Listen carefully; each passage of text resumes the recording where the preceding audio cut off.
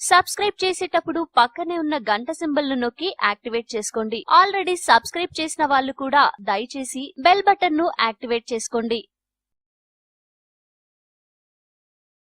పెరుగును ఇష్టపడని వారుండరు.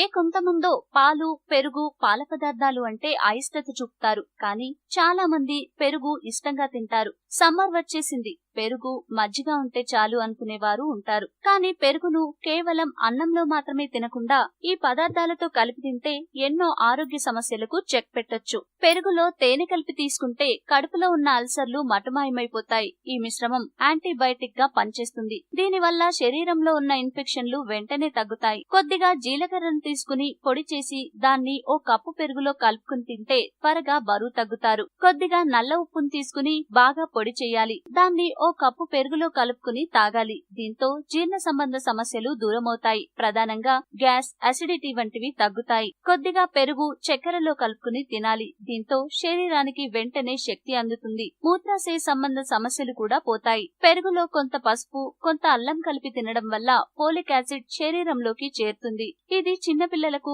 గర్భిణీ మహిళలకు ఎంతగానో మేలు చేస్తుంది. కొంచెం వాము తీసుకుని ఒక కప్పు పెరుగులో కలిపి తినాలి. దీనివల్ల నోటిపూత, దంతాల నొప్పి, ఇతర దంత సంబంధ సమస్యలు పోతాయి. ఒక కప్పు పెరుగులో కొంచెం నల్ల మిరియాల పొడిని కలిపి తినడం వల్ల మలబద్ధకం దూరమవుతుంది. తిన్న ఆహారం సరిగ్గా జీర్ణమవుతుంది. పెరుగులో వివిధ రకాల పండ్లను కలిపి తింటే పలు రకాల ఇన్ఫెక్షన్లు, వ్యాధులు రాకుండా చూసుకోవచ్చు.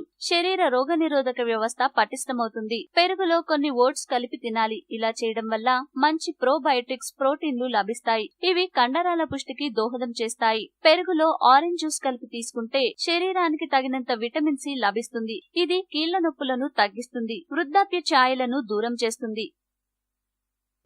ఈ వీడియో మీకు నచ్చితే లైక్ చేయండి, అందరికీ షేర్ చేయండి, కానీ సబ్స్క్రైబ్ చేయడం మాత్రం మర్చిపోకండి.